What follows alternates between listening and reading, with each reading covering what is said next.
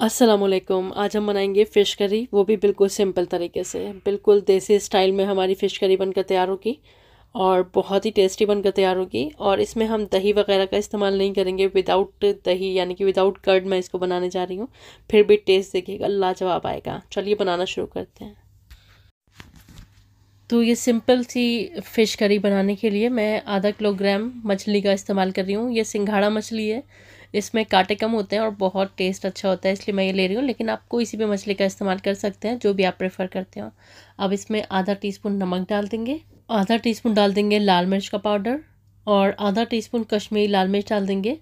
Colour अच्छा आएगा, लेकिन ये ऑप्शनल है, आप इसको स्किप भी कर सकते हैं। और आधा टीस्पून से भी थोड़ा कम डाल देंगे इसके अंदर हल्दी का पाउडर और नींबू का रस निचोड़ देंगे। तकरीबन 1 टीस्पून नींबू का रस इसमें डाल देंगे और इन सभी इंग्रेडिएंट्स को अच्छी तरह से मिलाकर बस 10-15 मिनट के लिए मैरिनेशन के लिए छोड़ देंगे। टाइम की कमी है तो आप इसको डायरेक्ट भी पका सकते हैं। इस बीच में हमें एक पेस्ट तैयार कर लेना है। तो 2 मीडियम साइज़ की प्याज का एक अलग पेस्ट बना लीजिएगा और 2 मीडियम साइज़ के टमाटरों का अलग पेस्ट बना लीजिएगा। एक साथ नहीं पीसना इन दोनों को, इस बात का ध्यान रखिएगा। अब एक पैन ले लेंगे, इसमें 2 टेबल स्पून तेल गरम कर लेंगे। मैं यहाँ पर सरसों का तेल ले रही हूँ, आप रिफाइंड तेल भी ले सकते हैं।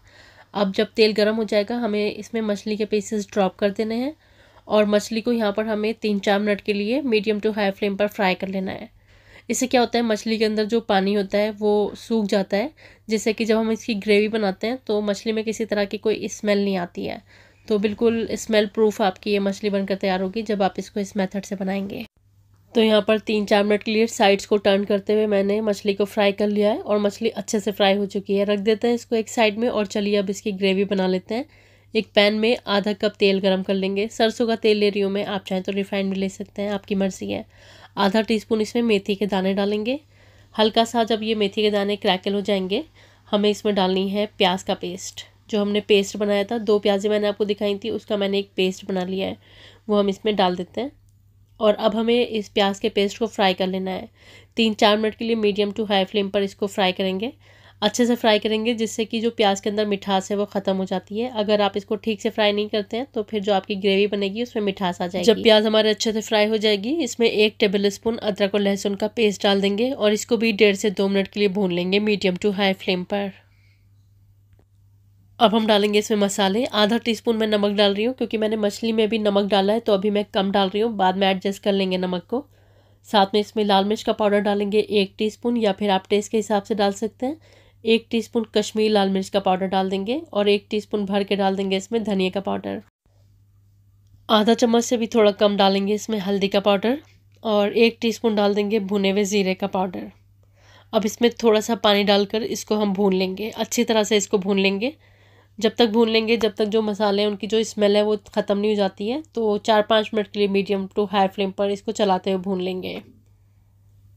अब जब मसाले अच्छी तरह भुन जाएंगे, हमने जो टमाटर लिए हुए थे, जो मैंने आपको शुरू में दिखाए थे, उसका मैंने पेस्ट बना लिया है, वो हमें इसमें डाल देना है। अब फिर से इसको भून लेते हैं जब तक जो टमाटरों का पानी है वो ड्राई नहीं हो जाता है और जो तेल है वो सरफेस पर नहीं आने लगता है। हम इसको तब तक भून लेते हैं। इसी बीच हम इसमें 1 टीस्पून के करीब डाल देंगे कसूरी मेथी और 1 टीस्पून गरम मसाले का पाउडर भी डाल देंगे। अच्छी तरह से भून लेते हैं इसको। तो यहाँ पर हमारे जो मसाले हैं खूब अच्छे से भुन चुके हैं। तो अब हम इसमें ग्रेवी बना लेते हैं। तो 1 कप मैं इसमें पानी डाल रही हूँ, रूम टेम्परेचर का पानी है ये। यहाँ पर ग्रेवी की कंसिस्टेंसी अपने हिसाब से आप रख सकते हैं। थोड़ा सा ज़्यादा पतली चाहिए तो पानी की क्वांटिटी को आप बढ़ा सकते हैं, क्योंकि ये जो ग्रेवी है ना, ये पतली भी अच्छी बनती है, टेस्ट अच्छा आता है इसका। और अब हम डाल देंगे इसमें फ्राई किए हुए मछली के पीसेस और जो पैन के अंदर तेल बच जाएगा वो भी डाल देंगे। और अब हम इसको ढककर पकाएंगे, क्योंकि मछली को हमने फ्राई किया था उस टाइम ये 50% तक पक गई थी। तो अब हम इसको दोबारा से पकाएंगे ग्रेवी के साथ। तो फिर से 5-7 मिनट के लिए लो फ्लेम पर इसको पकाएंगे, क्योंकि ये मछली है ये बहुत जल्दी गल जाती है। और तकरीबन 7 मिनट के बाद मैं इसको खोल रही हूँ और बस हमारी सिंपल सी फ़िश करी बनकर तैयार है। हमें गैस की फ्लेम को बंद कर देना है और इसमें मैं थोड़ी सी स्लिट की हुई हरी मिर्च डाल रही हूँ। हरे धनिया के पत्ते भी इस पॉइंट पर आप डाल सकते हैं इसमें। और बहुत ही डिलीशियस और बहुत आसान सी हमारी फ़िश करी बनकर तैयार है।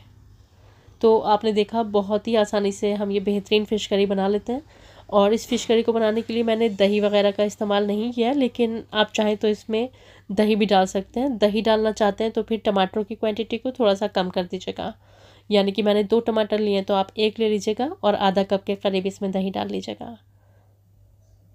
लेकिन आज जो फ़िश करी मैंने बनाई है ये बग़ैर दही के बनाई है, बहुत टेस्टी बनती है और बहुत आसानी से बनती है। तो फ़िश करी की इस आसान सी रेसिपी को आप भी ज़रूर ट्राई करें और मुझको ज़रूर बताएं आपकी फ़िश करी कैसी बनकर तैयार हुई। बहुत ही आसान मेथड से बहुत टेस्टी करी बनकर तैयार होती है।